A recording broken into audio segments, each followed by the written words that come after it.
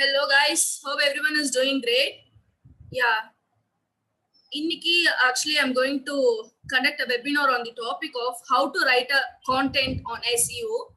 Search engine optimization la eppadi or content வந்து write பண்றது அப்படிங்கிறது வந்து on page optimization அப்படிங்கிறது இந்த இன்னைக்கு வந்து நான் டாபிக் கவர் பண்ண போறேன். So yeah, let me share my screen with you all now.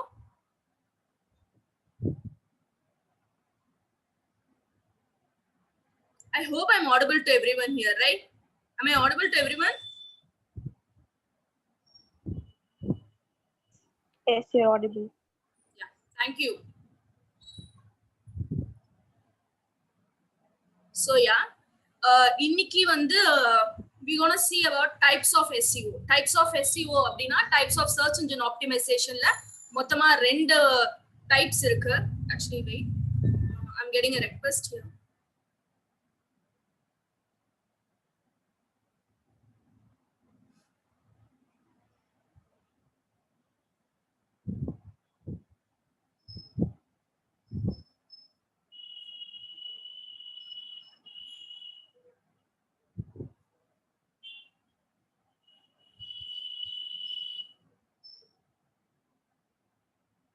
Okay.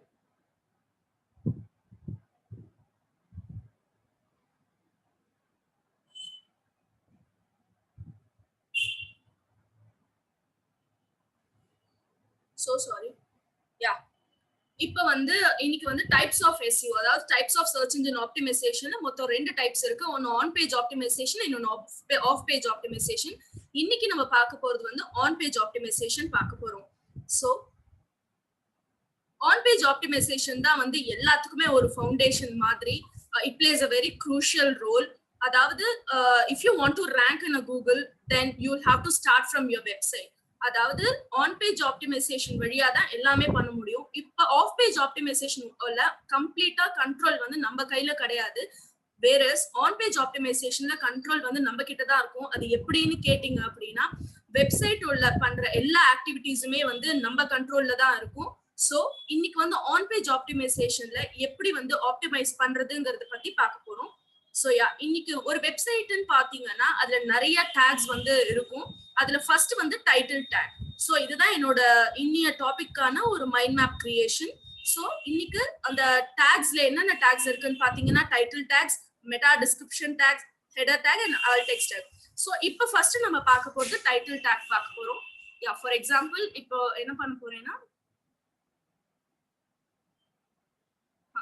இந்த டைட்டில் டேக் வந்து எங்கெல்லாம் தெரியும் அப்படிங்கிறதுக்கான இது எப்படின்னா, எந்த ஒரு இப்போ ஃபார் எக்ஸாம்பிள் இப்ப இதை எடுத்துக்கிறேன். இந்த சர்ச் இன்ஜின்ல இது வந்து நான் இப்ப டைப் பண்றேன் அப்படின்னா I'll get a result. Wait.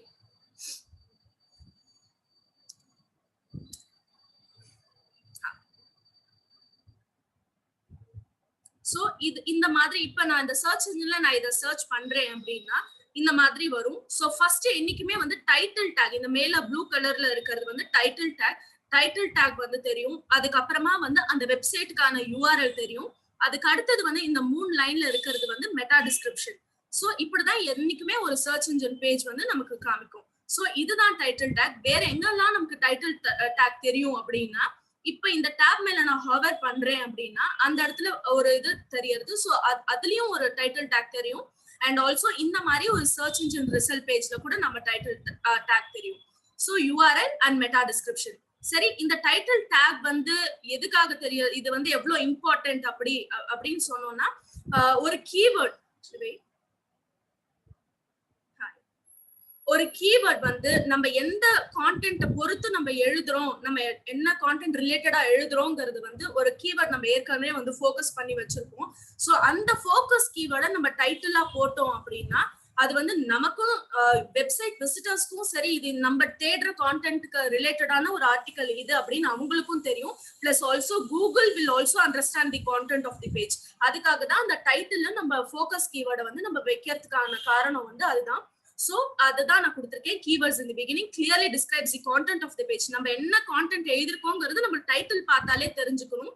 So அதுக்காக தான் நம்ம டைட்டில் வைக்கிறோம். It also helps Google to understand the content of the page. And also இன்னொன்னு என்னன்னா, இப்போ நான் வந்து இந்த டைட்டில் இருக்கு, இந்த டைட்டில் இப்ப மெட்டா டிஸ்கிரிப்ஷன், இப்போ ஒரு வெப்சைட் விசிட்டர் வந்து சர்ச் பண்றாங்க அப்படின்னா இந்த மெட்டா டிஸ்கிரிப்ஷன்ல வந்து ஒரு 4-5 வார்த்தை இருக்கும். இதுல வந்து இந்த கீவேர்ட்ல இதுலயே வெளியில தெரிஞ்சு போயிடும். நம்ம சர்ச் பண்ற கான்டென்ட் வந்து இந்த டைட்டில்ல இருக்காங்கிறது மெட்டா டிஸ்கிரிப்ஷனை பார்த்தாலே தெரிஞ்சு போயிடும். சோ இத பார்த்துட்டு கிளிக் த்ரூ ரேட்ஸ்னு ஒண்ணு இருக்கு. இந்த டைட்டில வந்து கிளிக் பண்ணி உள்ள போய் படிக்கிறது வந்து கிளிக் த்ரூ ரேட்ஸ். இந்த மெட்டா டிஸ்கிரிப்ஷன்ல நீங்க வச்சிருக்கிற ஃபோக்கஸ் கீவேர்ட் அவங்களுக்கு ரிலேட்டடா ரிலவென்ஸா இருந்தது அப்படின்னா இதுல வந்து சர்ச் பண்ணுவாங்க. சோ இது மூலியமா கிளிக் த்ரூ ரேட்ஸ் வந்து ஜாஸ்தி ஆகும். சோ நம்ம ரிலேட்டட் கான்டென்ட், நம்மளோட கான்டென்ட் நம்ம எது பொறுத்து எழுதுறோமோ அதோட ஃபோக்கஸ் கீவேர்ட்ஸா ஒரு 4-5 எடுத்து வச்சுக்கோங்க. சோ அத வந்து மெட்டா டிஸ்கிரிப்ஷன்லயும் போட்டீங்கன்னா it will be helpful for the website visitors also. So அது வந்து ஒரு நல்ல வழி நம்ம வந்து கூகுள் வந்து ரேங்க் பண்றதுக்கு. சோ இதனால கிளிக் த்ரூ ரேட்ஸும் வந்து ஜாஸ்தி ஆகும். அண்ட் ஆல்சோ டைட்டில் என்னைக்குமே வந்து அட்லீஸ்ட் 60 கேரக்டர்ஸ்ல இருந்தா which will be perfect. எதனால அப்படின்னா எல்லா டிவைஸ்க்குமே சப்போர்ட் ஆகிற ஒரு லென்த் என்னன்னா 60 கேரக்டர்ஸ் அப்படிங்கிறது தான். நம்ம எந்த டிவைஸ்ல பார்த்தாலும் நமக்கு அந்த டைட்டிலோட லென்த் வந்து எதுலயுமே கட் ஆகாம இருக்கணும் அப்படின்னா at least you need to have 60 characters as your title head. So அதனால 60 characters.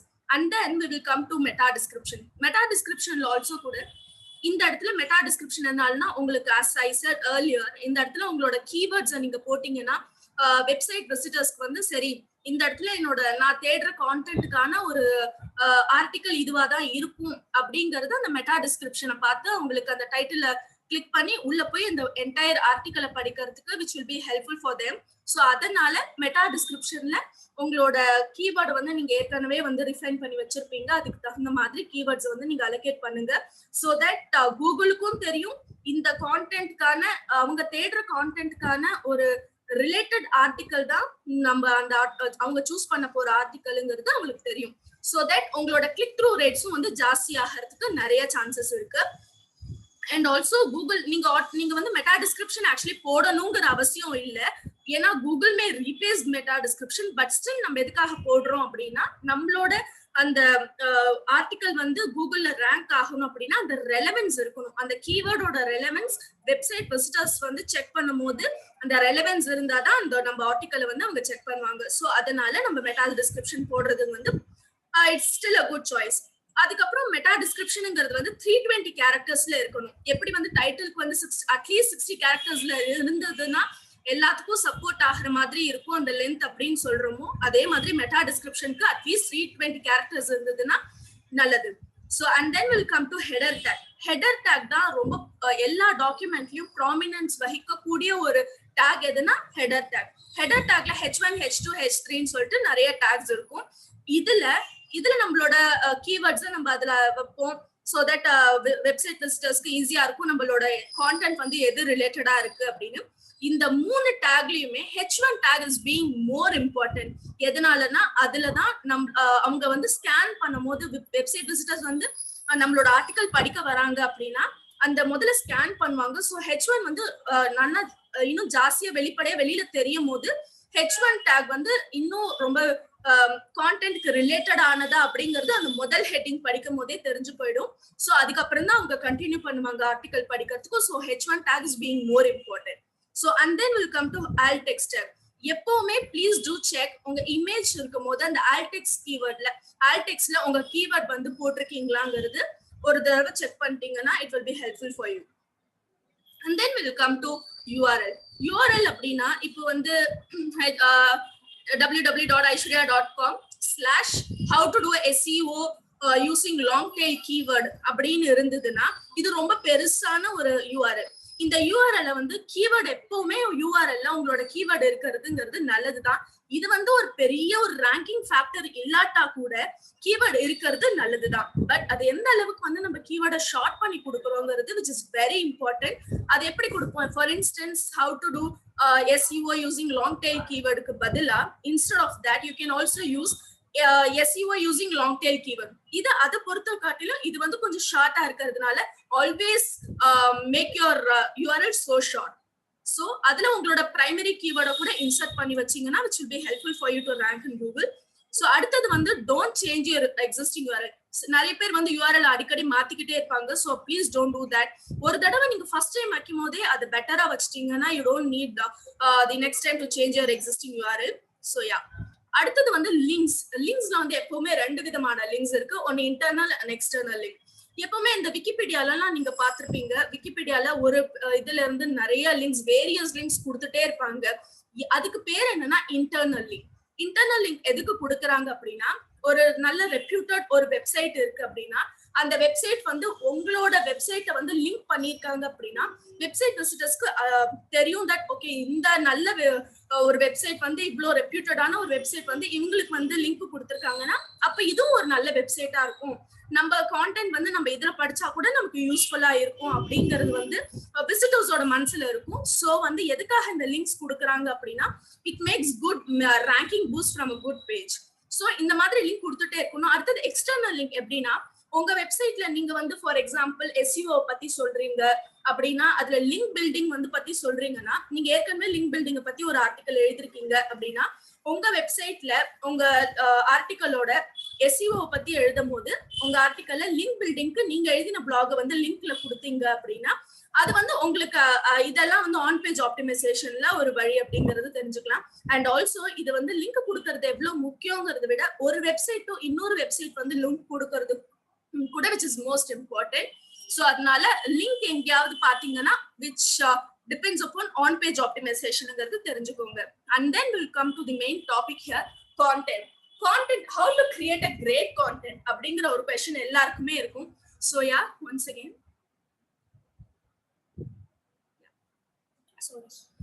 how to create a great content அப்படிங்கிறது எல்லாருக்கும் இருக்கக்கூடிய ஒரு கொஸ்டின்.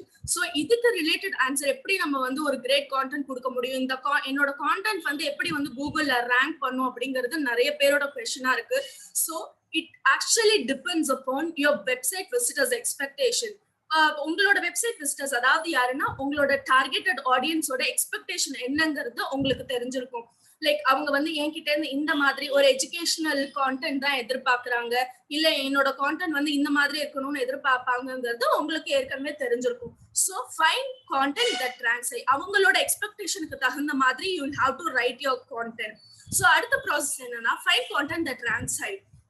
ஏற்கனவே வந்து ஒரு கான்டென்ட் வந்து ரொம்ப நல்லா ஒரு வைரல் வந்து கிரியேட் பண்ணிருக்கோம், இல்ல அது வந்து ரொம்ப ஜாஸ்தி வந்து அது நிறைய பேர் ஷேர் பண்ணுவாங்கன்னா அந்த கான்டென்ட் எடுத்து வச்சுட்டு அந்த கான்டென்ட்டை விட பெட்டரா நான் எப்படி என்னோட கான்டென்ட்டை கொடுக்கலாம் அப்படிங்கறத பாக்குறது வந்து one way of writing a great content. And also சில பேர் வந்து சில டாபிக்கை பத்தி பேசியிருக்கவே மாட்டாங்க, நீங்க அந்த கேப்பை கண்டுபிடிச்சு அந்த கேப்ல நீங்க வந்து அதை பத்தி பேசுனீங்க அப்படின்னா யாருமே பேசாதப்ப நம்ம அந்த டாபிக்கை பத்தி பேசும்போது you'll be unique. So அதனால அது மூலியமா your content may rank high. So அடுத்தது வந்து ரைட்டிங். இப்ப வரைக்கும் நம்ம எப்படி ஒரு கான்டென்ட் கிரியேட் பண்றதுன்னு பார்த்தோமே தவிர எப்படி அதை ரைட் பண்றதுங்கிறது வந்து நிறைய பேரோட டவுட் வந்து இது வந்து என்னோட கான்டென்ட் லாங்கரா இருக்கணுமா இல்ல ஷார்ட்டரா இருக்கணுமா இல்ல 300 வேர்ட்ஸ்ல இருக்கணுமா 600 வேர்ட்ஸ்ல இருக்கணுமா இல்ல above 1000ல இருக்கணுமாங்கிறது நிறைய பேரோட question. So for that longer or shorter content வந்து it totally depends upon your website visitors expectation or your targeted audience's expectation. So இது எப்படி பண்ணலாம் அப்படின்னா, இப்ப பொதுவா நீங்க வந்து எஜுகேஷனல் கான்டென்ட் பத்தி எழுத போறீங்க இல்ல இன்ஃபர்மேஷனல் கான்டென்ட் பத்தி சொல்ல போறீங்க அப்படின்னா you will have to generate a longer content because அதுல நிறைய ஸ்டெப்ஸ் இருக்கும், இல்ல உங்களுக்கு புரியற மாதிரி சொல்லணும்னா you will have to create a longer content. So அதனால இந்த ரெண்டு டைப்ஸ் ஆஃப் கான்டென்ட்க்கு நீங்க வந்து லாங்கா உங்களோட கான்டென்ட் இருந்ததுன்னா it will be okay. And நான் சும்மா என்டர்டெயின்மெண்ட்காக பண்றேன் இல்ல காசிப்ஸ் ரிலேட்டட் பண்றேன் அப்படின்னா you'll have to go with shorter content. It's because ஏன்னா அது ஷார்ட்டா இருந்தாதான் வெப்சைட் விசிட்டர்ஸ் வந்து ஜாஸ்தி அதை படிப்பாங்க அப்படிங்கிற அந்த ஒரு ஆப்ஷனுக்காக you'll go with shorter content. அடுத்தது நம்மளோட ரைட்டிங் எப்படி ஒரு ஆர்டிக்கல் என்கேஜிங்கா வைக்கிறது அப்படின்னா இதுக்கு வந்து you'll have 4 steps. அதாவது வந்து ஒரு பிளெண்டா ஒரு மாதிரி அப்படியே அதோட ப்ராசஸ் அப்படியே சொல்லிட்டு போகாம ஒரு மாதிரி ஷார்ட்டா எக்ஸாம்பிள் சொல்லலாம், இல்ல அது ஒரு கதையா ஸ்டோரியா மாத்தி நீங்க சொன்னீங்க அப்படின்னா it will be more engaging to the website visitors. And also keep it so simple. எப்பவுமே சொல்லுவாங்க that ஒரு blog நீங்க கிரியேட் பண்ணீங்க அப்படின்னா ஒரு 8th கிரேடர் படிக்கிற மாதிரி இருக்கணும். Please don't use complicated English. எதனாலன்னா எல்லாருக்குமே எல்லா காம்ப்ளிகேட்டட் இங்கிலீஷும் புரியுங்கிற அவசியம் இல்லை. ஸோ நீங்க ரொம்ப சிம்பிளா எழுதினீங்கன்னா many website visitors would visit your article. அதனால அது மூலியமா you can gain your traffic. So அதனால ரொம்ப கீப் இட் ஸோ சிம்பிள். ஒரு சின்ன ஒரு 8th படிக்கிறவங்க 9th படிக்கிறவங்க அந்த ஆர்டிகல் படிச்சா அவங்களுக்கு இது ரொம்ப ஈஸியா புரியற மாதிரி இருக்கிற ஒரு இங்கிலீஷ்ல நீங்க எழுதினீங்கன்னா there are more chance for getting so engaged.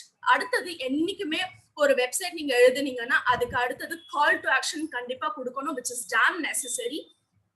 And yeah, before that, scan up content before they read. எப்பவுமே வந்து டார்கெட்டட் ஆடியன்சஸ் ஒரு யூசர்ஸ் ஒரு வெப்சைட் விசிட்டர்ஸ் எப்பவுமே என்ன பண்ணுவாங்கன்னா ஒரு ஆர்டிகல் ஒரு 5 minutes படிக்கணுங்கும் போது they would just scan a content before they read, which is normal. நம்ம கூட அதுதான் பண்ணுவோம். ஆனா அந்த மாதிரி அவங்க ஸ்கேன் பண்ற அந்த ப்ராபபிலி ஒரு 10 to 20 seconds அவங்க ஸ்கேன் பண்ணலாம். சோ அந்த டைம்ல என்ன பண்ணணும் அப்படின்னா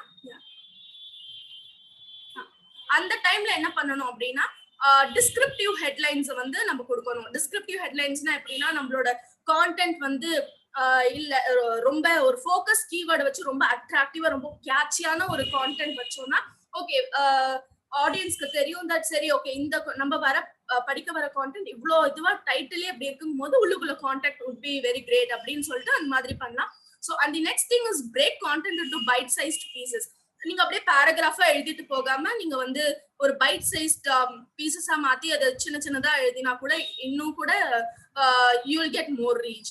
அடுத்தது என்னன்னா புல்லட் பாயிண்ட்ஸ் வைக்கலாம் இல்ல நம்பர் வச்சு சொன்னீங்கன்னா அந்த 10 to 20 seconds ப்ராப்ளி அவங்க ஸ்கேன் பண்ணும்போது அவங்க அடுத்தது அந்த என்டையர் ஆர்டிகல் ஒரு 5 minutes படிக்கலாம் அப்படிங்கிற மாதிரி ஒரு சின்ன இது இருக்கும். ஸோ அதனால இது இந்த கான்செப்ட்ஸ் எல்லாம் ஆக்சுவலி மனசில் வச்சுட்டு அதுக்கப்புறமா நீங்க கண்டினியூ பண்றது it's a great choice according to me.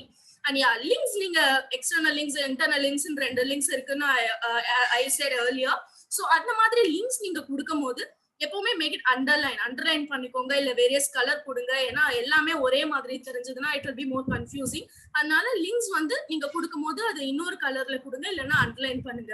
So yeah அடுத்தது வந்து first paragraph or first 100 words அப்படிங்கறது நான் என்ன இங்க மென்ஷன் பண்ணிருக்கேன் அப்படின்னா ஃபர்ஸ்ட் என்னைக்குமே ஒரு கீவேர்டு கொடுத்துட்டீங்க அப்படின்னா நிறைய பேர் என்ன பண்ணுவாங்க கீவேர்ட் வந்து ஸ்டஃப் பண்ணுவாங்க. இல்ல நான் இப்போ டிஜிட்டல் மார்க்கெட்டிங் பத்தி எழுதுறேன்னா டிஜிட்டல் மார்க்கெட்டிங் ஒரு 20 தடவை கொடுப்பாங்க. Please don't two keyword stuffing just because you need to stuff அப்படிங்கிறது தான் கான்செப்ட். இப்போ வந்து உங்களோட ஹெட்டிங்ல நீங்க ஒரு கீவேர்ட் கொடுத்துட்டீங்கன்னா அடுத்தது H1 ஹெட்டிங்ல நீங்க கொடுப்பீங்க. அதுக்கப்புறமா ஃபர்ஸ்ட் அந்த ஒரு பேராகிராஃப் வருது இல்ல ஃபர்ஸ்ட் அந்த 100 wordsக்குள்ளே உங்களோட அந்த கீவேர்டை நீங்க சொல்லிட்டீங்கன்னா அது வந்து ப்ராப்ளி ஒரு கீவேர்ட் ஸ்டஃபிங் மாதிரி தெரியாது. சோ அது வந்து ஒரு கிரேட் சாய்ஸ் அப்படின்னு நான் இந்த இடத்துல மென்ஷன் பண்ணிருக்கேன். And then yeah coming to synonyms and topics around LSA. இந்த கான்செப்ட் அப்படின்னா என்னன்னா சினோனிம்ஸ் சில பேர் வந்து இந்த ரேங்க் அந்த கீவேர்ட் நான் ஸ்டஃப் பண்ணினாதான் என்னோட நான் வந்து கூகுள்ல ரேங்க் ஆவேன் அந்த இதுல ரேங்க் ஆவேன்னு சொல்லிட்டு நிறைய கீவேர்ட் வந்து ஸ்டஃப் பண்ணிட்டே போயிட்டு இருப்பாங்க. லைக் இப்ப நான் வந்து காஞ்சிபுரம் பட்டு சாரி அப்படிங்கிற அந்த கீவேர்ட் வந்து நான் ரேங்க் ஆகணும்னு நினைச்சிட்டு அதையே எல்லாரும் சில பேர் என்ன பண்ணுவாங்க காஞ்சிபுரம் பட்டு சாரின்னு ஒரே 20-30 தடவை பண்ணுவாங்க. ஸோ அது வந்து அது மாதிரி பண்ணீங்கன்னா which is please stop. இப்பயோட அது ஸ்டாப் பண்ணிக்கோங்க. ஏன்னா அந்த மாதிரி பண்றதுங்கிறது வந்து தப்பு. ஸோ அதுக்கு பதிலா என்ன பண்ணணும் அப்படின்னா கீவேர்ட் சினோனிம்ஸ் தேடுங்க. காஞ்சிபுரம் பட்டு சாரி அப்படின்னா ஒரு எக்ஸாம்பிளுக்கு சொல்றேன். காஞ்சிபுரம் பட்டு சாரினா அதுக்கு சினோனிம்ஸ்னா பட்டு சாரி இல்லைன்னா வெட்டிங் சாரீஸ் இந்த மாதிரி அதுக்கு ஒரு 4-5 அதை எடுத்து வச்சுட்டு ரிஃபைன் பண்ணிட்டு அதுல இருந்து நீங்க கொடுத்தீங்கன்னா அது வந்து ரொம்ப கீவேர்ட் ஸ்டஃபிங்கா தெரியாது. அதே மாதிரி அதுக்கு சினோனிம்ஸ் எடுத்து பண்ணணும். நம்ம சொல்ல வரதையும் நம்ம சொல்லலாம். அதே சமயம் அது வந்து ஒரு கீவேர்ட் ஸ்டஃபிங் மாதிரி தெரியாது. And yeah check spellings and grammar. எப்பவுமே சொல்லுவாங்க make sure you give a quality content அப்படின்னு சொல்லிட்டே இருப்பாங்க. ஆனா அப்படின்னா என்ன அப்படின்னா ஒரு SEO பண்றோம் அப்படின்னா make sure that your website has a quality content. அப்படின்னா எப்படி தெரியும் அப்படின்னா ஒருத்தர் ஒரு ஆர்டிகல் பார்த்தாலே தெரிஞ்சு போயிடும் தட் அது வந்து குவாலிட்டி கான்டென்ட்டா இல்லையா அப்படின்னு. எப்படின்னு பார்த்தா அதோட அவங்க ஆர்டிக்கல்ல ஸ்பெல்லிங்ஸ் எரர் இருந்ததோ இல்ல கிராமட்டிக்கல் மிஸ்டேக்ஸ் இருந்ததோ இந்த மாதிரி எது இருந்தாலுமே அது ஒரு குவாலிட்டி கான்டென்ட்டா இருக்கிறதுக்கு சுத்தமா வாய்ப்பே இல்லை. ஃபார் தட் கிராமர்லி அப்படின்னு ஒரு வெப்சைட் இருக்கு. அதுல போயிட்டு நீங்க வந்து உங்களோட இதெல்லாம் காப்பி பண்ணி பேஸ்ட் பண்ணீங்கன்னா அதுவே உங்களோட எரர்ஸ் எல்லாம் காமிச்சிடும். அதுக்கு தகுந்த மாதிரி நீங்க அதை வந்து கரெக்ட் பண்ணீங்கன்னா so you'll get a proper quality content. So இது வந்து சில பேர் கிராமர்லினா என்னன்னே தெரியாம எல்லாம் இருக்காங்க. ஸோ SEO பண்றேன்னு சொல்லிட்டு கிராமர்லி தெரியலன்னா சுத்தமா நல்லா இருக்காது. ஸோ கிராமர்லிங்கிறது which is a main which plays a crucial part. So அது கண்டிப்பா தெரிஞ்சிருக்கணும். அண்ட் யா மல்டிமீடியா எதுக்காக அப்படின்னா உங்களோட கான்டென்ட் வந்து நிறைய பேர் வந்து யூசர்ஸ் வந்து நிறைய அது இது பண்ணணும், இல்ல நிறைய ஆக்டிவிட்டிஸ் பண்ணணும், இல்ல வந்து லிங்க் பார்க்கணும், இல்ல இமேஜஸ் பார்க்கணுங்கிற மாதிரி நிறைய நம்ம யூசர் வந்து என்கேஜ்டா வைக்கணும். ஸோ அதுக்காக என்ன பண்ணணும் அப்படின்னா, நிறைய பேர் பார்த்தாங்க அப்படின்னா உங்களோட குவாலிட்டி கான்டென்ட் கடைசி வரைக்கும் போயிட்டு நிறைய பேர் பார்த்தாங்கன்னா it will reduce your bounce rate and it is a signal to Google that yeah this website is maintaining a good quality content அப்படிங்கிறது அவங்களோட மனசுல இருக்கும். ஸோ அதனால நிறைய ஆக்டிவிட்டிஸ் உள்ள இருக்கிற மாதிரி பார்த்துக்கோங்க, இமேஜஸ் நிறைய வைக்கிற மாதிரி பார்த்துக்கோங்க, அந்த இமேஜஸ்ல உங்களோட கீவேர்ட்ஸ் ஆட் பண்ணுங்க. ஓகே, அண்ட் கமிங் டு இமேஜஸ்னா அதுல குட் குவாலிட்டி இமேஜ் இருக்கணும், அதுல குவாலிட்டி இல்லாம அந்த மாதிரி எல்லாம் இருக்காம குட் குவாலிட்டி இமேஜ் வைக்கிறதுங்கிறது necessary. And compress for loading image. உங்களோட நீங்க வைக்க போற போட்டோவை கம்ப்ரஸ் பண்ணுங்க இமேஜஸ்ல. எதுக்காகனா for getting a better speed. அதுக்காக கண்டிப்பா ஆல் டெக்ஸ்ட்ல கீவேர்ட் இமேஜஸ்ல கண்டிப்பா கொடுக்கிறது which is necessary. And videos கூட ஆட் பண்ணுங்க. நீங்க உங்க வீடியோஸை வந்து எம்பெட் பண்ணி உங்க வெப்சைட்ல போடலாம் which is great too. அதனால இந்த ஸ்டெப்ஸ் வந்து மறக்காம பண்ணிடுங்க. அண்ட் யா, அடுத்தது ப்ரொமோட்டிங் கான்டென்ட். நம்ம இதெல்லாமே பண்ணிட்டோம், இதெல்லாம் பண்ணி கூட ப்ரொமோட் பண்ணல உங்களோட கான்டென்ட் அப்படின்னா அது வந்து which is not appreciable. எதுக்கு அப்படின்னா it may be either through advertisement or through promoting your content in any social media marketing, and you'll have to promote your content in any ways. எதுல போட்டாலுமே கண்டிப்பா உங்களோட content நீங்க promote பண்றது உங்க கையில இருக்கு. And yeah, coming to page architecture. உங்களோட கான்டென்ட் எவ்வளோ குட் குவாலிட்டி கான்டென்ட்டா இருந்தா கூட, உங்களுக்கு நிறைய டிராஃபிக் வந்தா கூட, உங்க பேஜ் ஆர்கிடெக்சர் அதாவது யூசர் எக்ஸ்பீரியன்ஸ் இருக்கு பண்ற மாதிரி எதுவுமே இல்லைன்னா அது நல்ல வெப்சைட் இல்லைங்கிறது யூசருக்கு ஆட்டோமேட்டிக்கா தெரிஞ்சு போயிடும். ஸோ அதனால UI UX டிசைன் வந்து நல்லா பண்ணி வைங்க. Page architecture is plays a damn crucial part in SEO content writing. And yeah, performance trackingனா நான் நம்மளோட ஓன் வெப்சைட் வந்து Google own analytics and search console மூலமா நம்ம ட்ராக் பண்ண முடியும். எப்படி அப்படின்னா அனாலிட்டிக்ஸ் மூலியமா நம்மளோட பேஜ் வந்து எவ்வளவு இதுவா போறது, இல்ல யாரெல்லாம் எங்க இருந்து பாத்துருக்காங்க, என்ன மாதிரி கீவேர்ட் எல்லாம் இதுவா இருக்குன்னு சொல்லிட்டு நம்ம அனாலிட்டிக்ஸ்ல பார்க்கலாம். சர்ச் கன்சோல்ல எந்த மாதிரி கீவேர்டுக்கு நான் ரேங்க் ஆயிருக்கேன், இல்ல என்னோட ஏதாவது மொபைல் அப்ளிகேஷன்ல ஏதாவது ஒன்று தப்பா இருக்கா அப்படிங்கறது எல்லாமே சர்ச் கன்சோல்ல காட்டி கொடுத்துரும். So performance tracking is damn important when it comes to SEO. அடுத்தது வந்து யோஸ் பிளகின் அண்ட் மேத் ரேங்க். இது எல்லாமே வந்து SEO-க்கான ஒரு இது. ஸோ இது எல்லாமே நீங்க ப்ராப்பரா பண்ணணும். அண்ட் ஆல்சோ பேஜ் ஸ்பீட் வந்து is also one of the most important factors when it comes to search engine optimization on page optimization. கூகுளோட பேஜ் ஸ்பீட் இன்சைட்ஸ்ல இதெல்லாம் இந்த சைட்ஸ் எல்லாம் நீங்க யூஸ் பண்ணிக்கலாம். அண்ட் யா,